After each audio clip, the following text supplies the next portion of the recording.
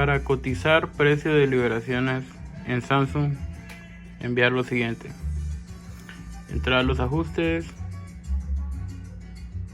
acerca del teléfono, información de software y enviar revisión de seguridad de Android y versión de banda base, enviar fotos de ambos y con eso se dará precio.